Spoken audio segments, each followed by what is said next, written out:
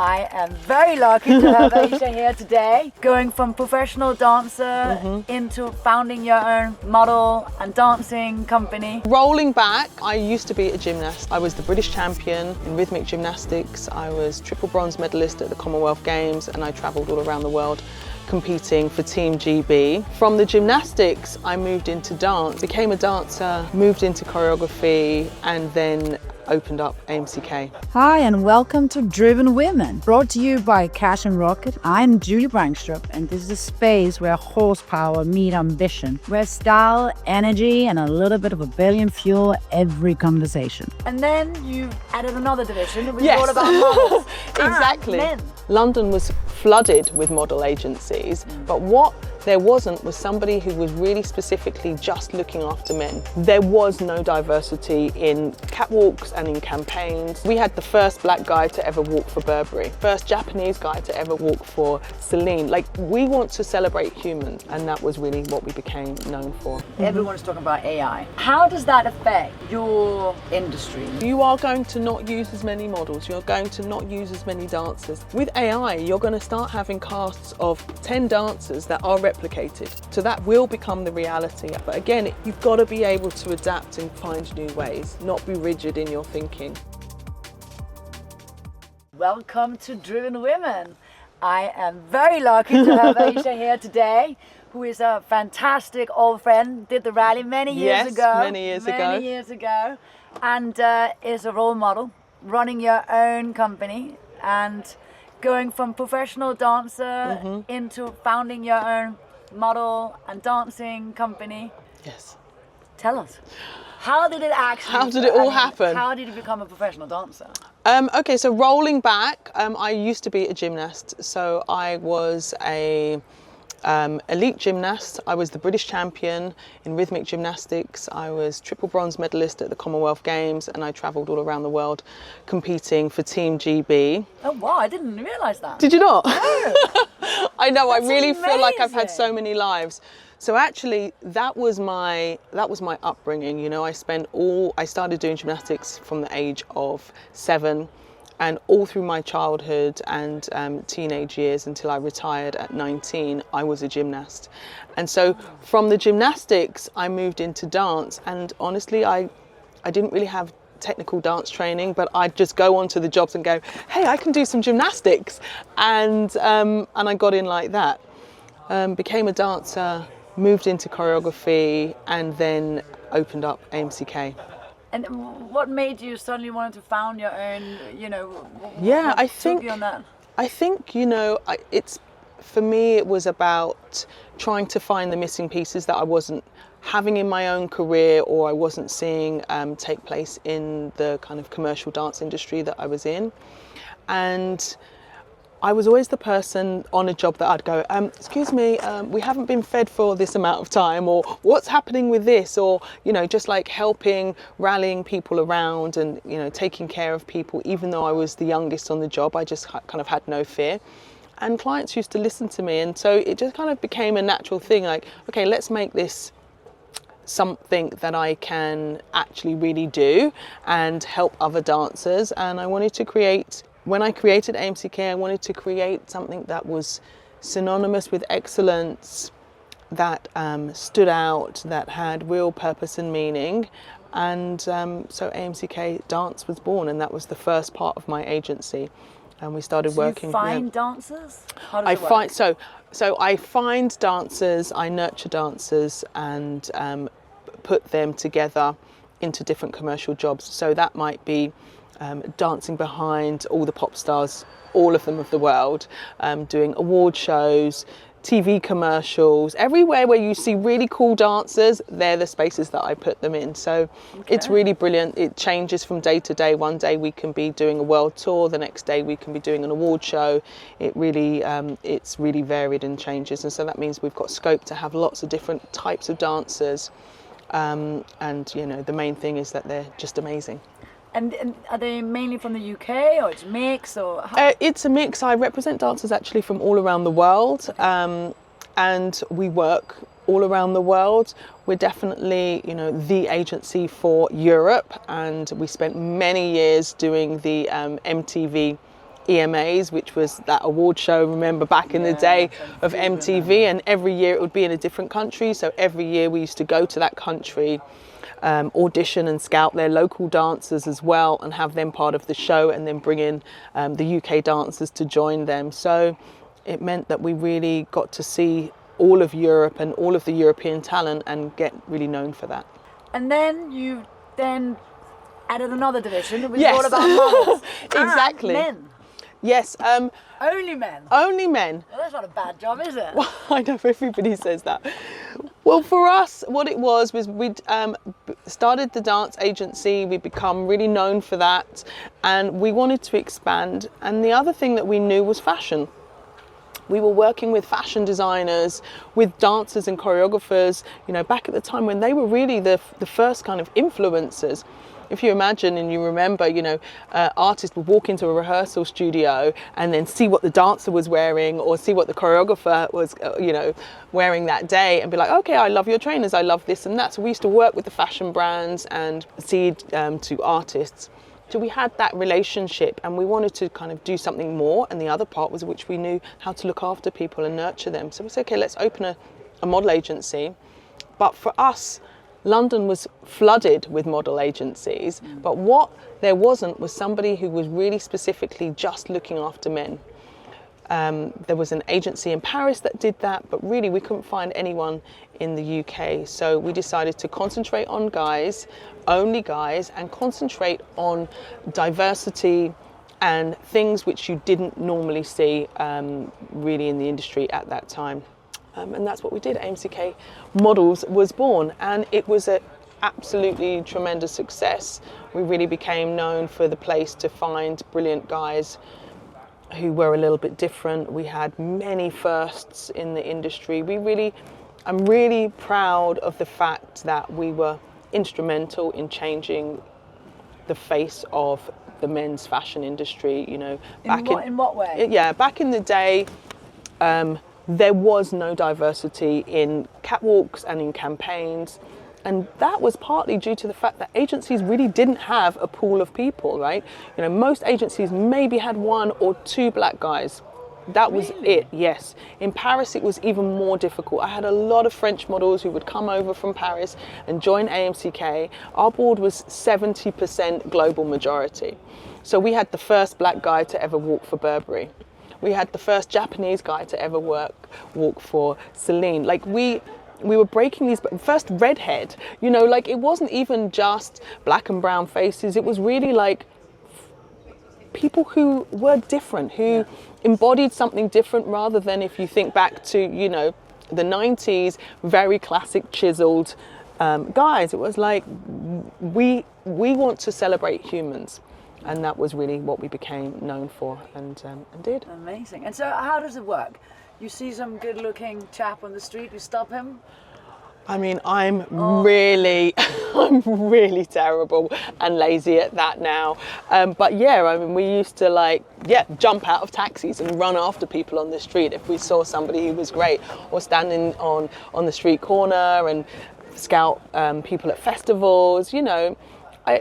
But for me, there has always been something more about somebody than just a pretty face, you know, and so it's the same thing. It's a character, it's charisma, and more and more and more, the two worlds of AMCK are blending, because even models need to move. They need to understand how to work with camera. Everything is moving image. Everything is about telling a story, and so we're not looking for just pretty faces. Something that can go. And, yeah, absolutely. Yeah. It just needs to be deeper, and I think that I'm much more interested in finding somebody who has a purpose and their own story to tell, and that we can connect them together with brands, and that purpose and story makes sense and is aligned with whatever the brand might be selling. That, I think, is the way that fashion definitely should be evolving, and that is the way that we as consumers are connecting to things. It needs to be on a deeper level. I just don't think, we're not even buying things anymore in that sense just because it's pretty. We want to know more. You want to know how things are made and all of that kind of stuff. I think purpose and sustainability are really key. Key tools, yeah. I agree with that. And what are your leader kind of techniques of leading your team and growing the business? What's the challenges? The challenges, there's been many challenges. Yeah. There's been many, many challenges. And I think, I can't even think to list them. There's challenges along the way at every step. We're both mothers. My business has just turned 20. AMCK has just turned 20 last month, and my son is 21 years old. So I have always been a working mother. I've grown this alongside of growing a human, and we know all the challenges that come with that. No maternity, no kind of support, no one looking after us, and it was a little bit of a case of strap my child on my back and away we go. The biggest lesson for me has really been to lean into being fluid, to be able to really go with the flow, because you may have an idea and a plan and a vision board, although I didn't ever write a business plan. I didn't know how to do it until it was just like I just started, but just go with the flow. Yeah. Go with the flow, be flexible, know that things are going to change, and the more flexible that you can be, and the more understanding that, okay, I might wanting to be going right, but actually the better move is to move that way and be okay with it. That's been the key for me. Yeah. And what would be the advice that you would give to yourself as a young self of 21? Something that I think the thing is that it's all going to be okay, and I think that's the key. That's the key bit of resilience, right? We talk about resilience all the time. What is resilience? What does it actually mean? For me, resilience really just means you have the absolute knowing inside yourself that you will overcome whatever challenge that you're going through, that you have already survived so much that you can do hard things. And so you know it. So when you're in it, you don't spiral as much, because you know that change is going to come. Impermanence is the absolute law of the universe. Nothing stays the same, not the good, not the bad. So if you are allowing yourself to be in that flow and be in that flux, okay, this is the challenge right now, but I know that I will come on the other side of it. That is the resilience. That's the resilience piece. Yeah. Well, I think you're right on that. And what about, so how do you maneuver, 2 children, running a company, what is your technique? I'm busy, but I think we're all busy, right? I think that's part of it. But I try to find my practices. I try to make sure that I'm committed to my daily practices, my rituals that I bring into my life. I'm the breathwork queen and I'm telling everyone, listen, breathe in, breathe out. And I have to always remind myself to do it as well. But there's something that I always share, which is, okay, find 10 minutes for yourself every day. If you can't find 10 minutes for yourself within the 24 hours, then you're doing life wrong, right? Life is going to go and you're like, yeah, but I couldn't find the 10 minutes. The busier you are, the more that you need it. Yeah. The more that you need the 10 minutes to make sure that the decisions that you make, how you're moving, how you're responding to situations are coming from a place that is grounded and rooted, not in your chaos that's going on. Yeah, very true. And so is that what you do every morning? You get out of bed? And you I don't get out of bed. I don't even get out of bed. No, it's like I get up and that is the first thing I do. I sit up before my feet even go on the ground. Yeah, I'm like, it's immediately the first thing I do. A body scan. I do my breath work. I then do meditation and then I get up. So it really is the first thing I do. I find that if I get up first, just by the time you've even walked to the bathroom, something else is calling you and then this and that and, you're in it. I like to get up early.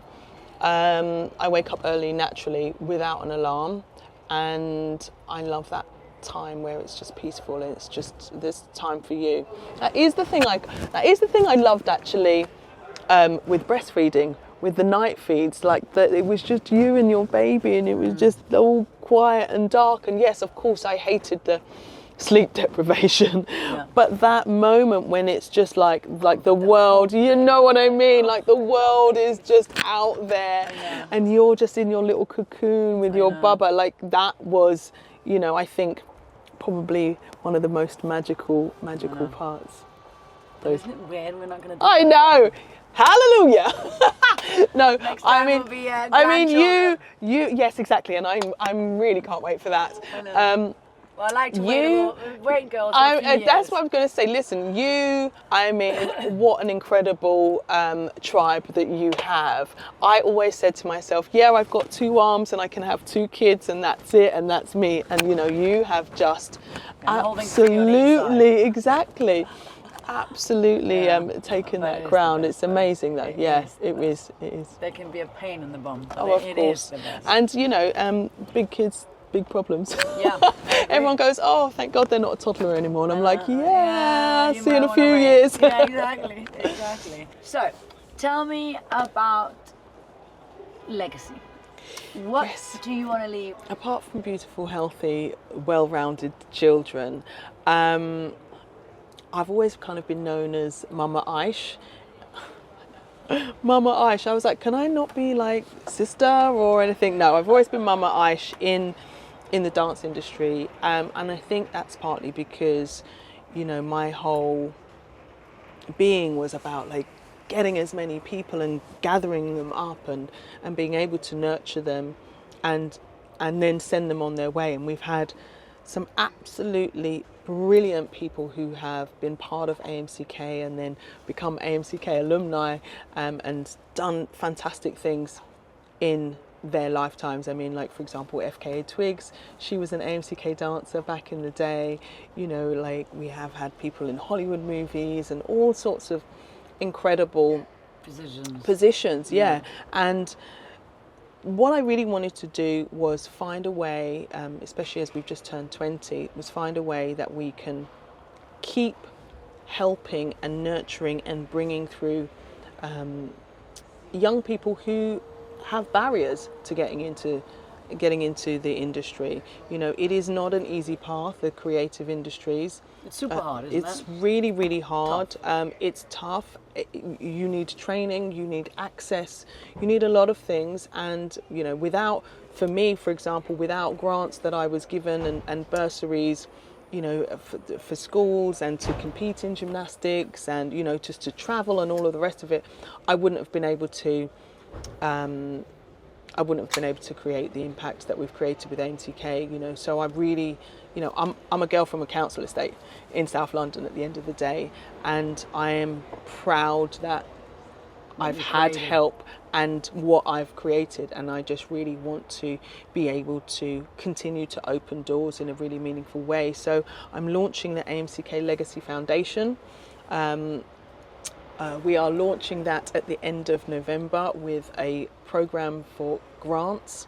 So young people can apply for grants. They will then get mentorship. They will get mental health support, access, and of course some cash to be able to, you know, make ways to follow their dreams, to get access, you know. And also this shouldn't be a London-centric proposition. There are people who are so talented, they may be in their little towns and, you know, they can't even get to training. Yeah. So it's about trying to open those doors and, you know, be putting the next dancers on shows and getting them out there and developing them and choreographers and, you know, and also helping people, you know, creativity is something actually that we all have. Yeah. And creativity can be used in so many different ways. A lot of people's minds work in ways that are creative and non-linear, and so being able to even understand that, I think, is so important. Finding your gifts, finding your skills, and applying it to many things. Yeah. Well, also the whole thing of dancing. Yes. I mean, it's such a chemistry between people. And, it's a chemistry of people. It's a chemistry of your mind. It is, there are so many studies on how just moving your body is so good for your mental health, and that is across the board for everybody. So it doesn't matter if you want to be a professional dancer or not. That is another thing that you should do in your morning practice, is just move, just put a song on, dance about while you're cleaning your teeth. When you're feeling low, putting a track on and dancing in your kitchen is like one of the most amazing things. It's the same as like singing really loud when you're in a car. It sends all those fantastic chemicals all around your body, and you're like, okay, right, you know what, I can do this. I can do this. Yeah. I can do this. Yeah, creating that energy. Yeah, exactly. Yeah. Everything is energy. I am tone deaf, so I'm not allowed to sing. I'm yeah, but just it doesn't matter though. That's the thing. And it makes me happy. Exactly. I'm also a terrible dancer, but it still makes me happy. It still makes you happy, right?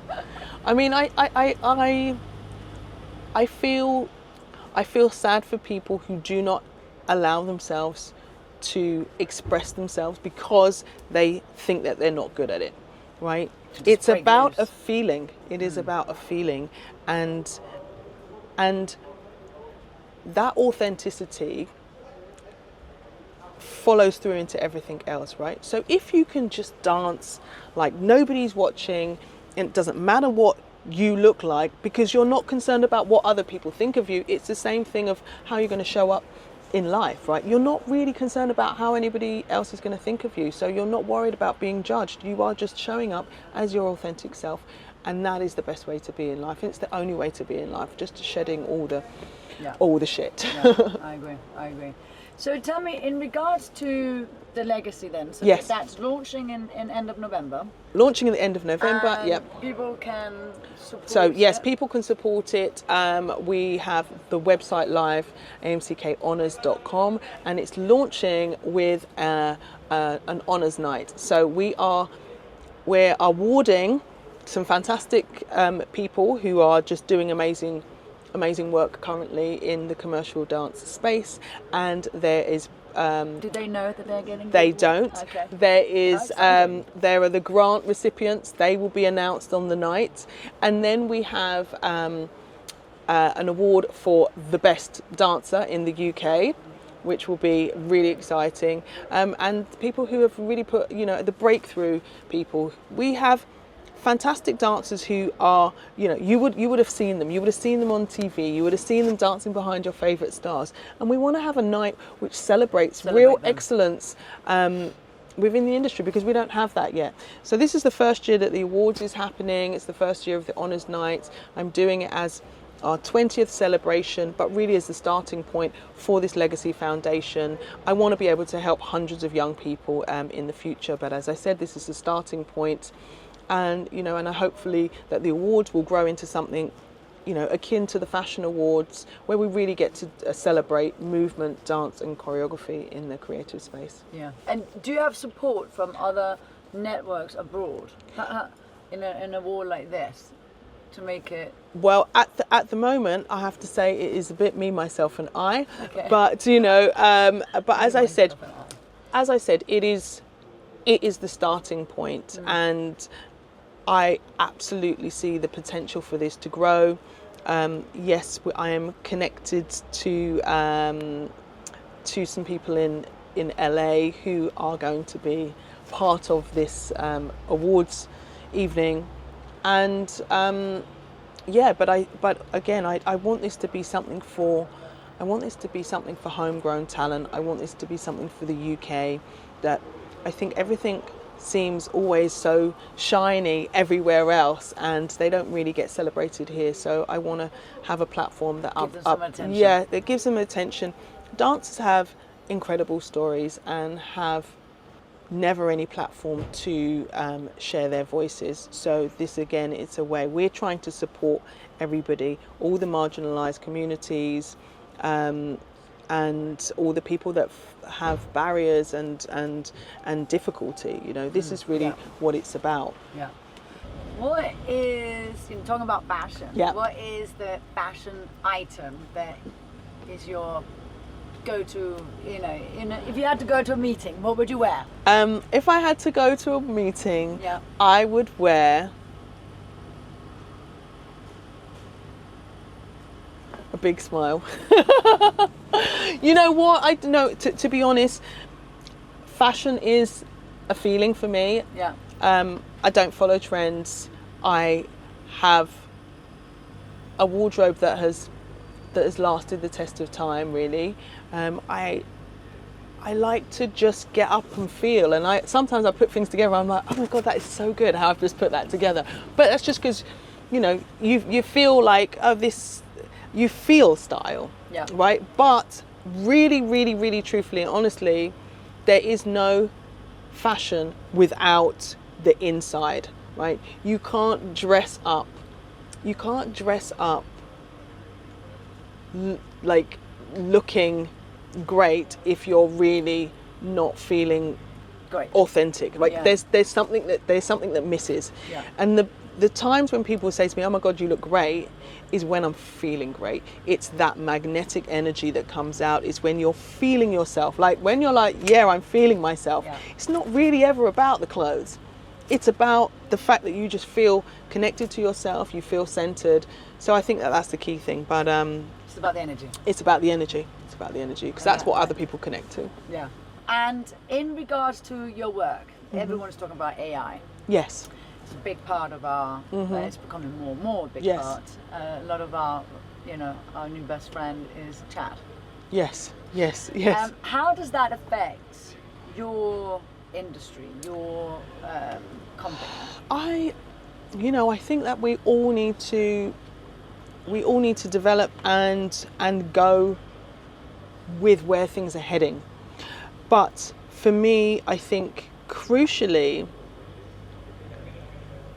real connection is becoming more and more and more important.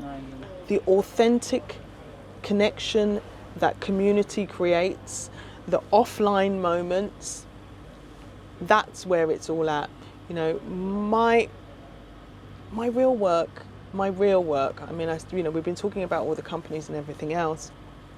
My real work is about well-being, how we can look after ourselves and how we can look after each other. And that happens offline, Mental health is at an all-time low. And so throwing AI on top of that is going to create even more challenges. I mean, that is the fact of the matter, in the way that social media has created a lot of mental health challenges.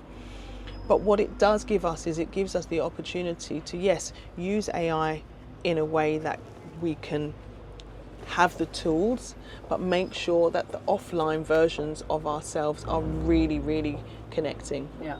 And I think that's it. Yeah. So you basically, I mean, there's a lot of conversations out there that the big companies are getting rid of lots of positions because AI is basically taking over.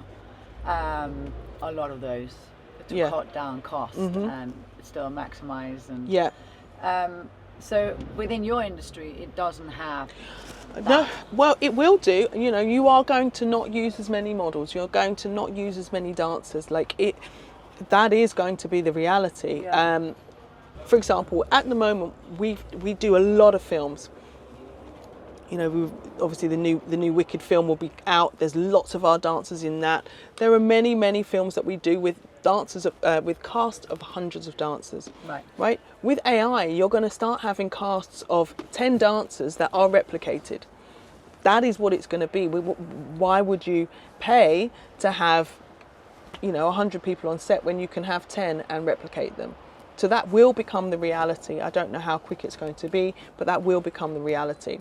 However, live concerts are live concerts, and people do want to still go out and sing and be in the room and see their favourite artists. And so I think, that's where people are going to move into more. So we're going to have more people on stage.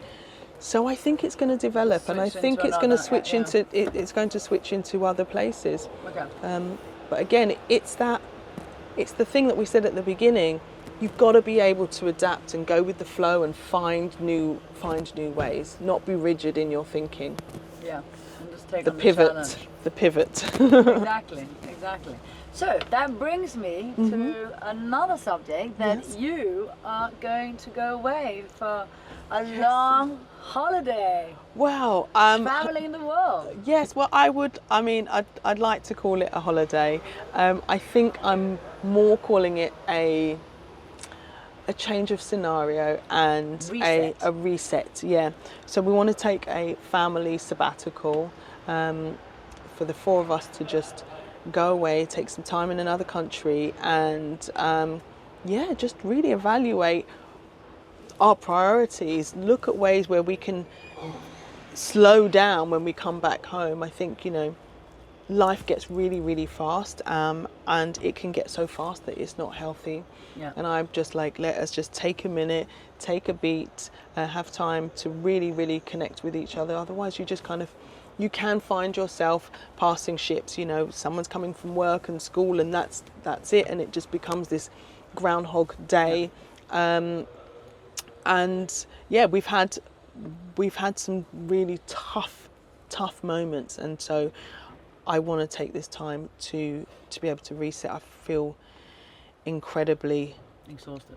I feel incredibly exhausted, but I also feel incredibly lucky and privileged that I'm going to be able to take this time out, and my plan is that I can get to different places and share my breath work and have that as a little mini tour that we travel around, wellness, and have that experience. Having the experience with the children would be amazing. Yeah, absolutely. Yeah. Oh, I wish I could join you. And so, what is the next? So obviously you're traveling around the world. Yes. And what happens to the new person that comes back? The new person, yes, okay, yeah. The new person that comes back is going to be slower. Okay. That is what I'm hoping. The new person that comes back is going to take more on. breath work. So more breath work, more cushioning space, right? More grounded. And I have definitely been building that into my life over the past, I guess, I'd say 5 years. But, me moving really fast is most definitely like a trigger and a kind of a bit of a trauma response. You're like, okay, well, let me just keep going really, really, really fast. And I won't have to think about all the things, or I won't have to deal with all the things and the feelings. And I think that is probably something that a lot of people can connect to. So now for me, it's like slowing down, having awareness, noticing, I'm trying to spiral into that space, and why am I doing that, and choosing a different way. So that, I hope, is Finding another path. Exactly, that I hope is the person who comes back with that, really, really having had time to really, really embed and embody that. And that was the first reason why I wanted to go away, just to have a time and space to embed and embody the things that I know, the things that I share with everybody else all the time. I'm like, take a deep inhale, and then I'm running around myself. So, I know it, and it's now just building it really into me. Time. Yeah. And your husband? Yep. He's just been told that this is what's happening, so that's what's happening. And he's following. It's like, this is what we're doing. Perfect. Oh right, okay, fine. Yeah. Okay. No, but it's going to be amazing. Thank you. So where are you setting off to? Well, the itinerary is still very much up in the air, and so I'm not going to say, because it might change. Okay. It's ever changing. Well, we wish you an amazing journey out Thank there. you. Can't wait to see you when you're back. Yes, and absolutely. Thank you so much for joining us. Thank you so much. And you never know. to all of you guys who's going to watch us, please go and support the foundation, which will be live end of November. Thank you very much. Thank you guys. I was going to say, you never know, I might join you next year on the drive. Exactly. April, here we go. Charleston to Miami. Oh yeah, that sounds like I just did the trip. Really? Was it amazing? Yeah. Actually, Charleston is so amazing. It's so charming. Okay, well, So listen, southern maybe and let's look. I really mean, cool. I think it was it was definitely over 10 years ago that I did it. So Yeah. maybe this is You did time it to with, come back. Vanessa. Yeah. So, yeah, it's time to come back then. Time to come For back. sure. And also, you didn't do the US one, so this is a whole other... There's a whole nother kettle of fish. animal. Right, let's go. Exactly. Whole other journey.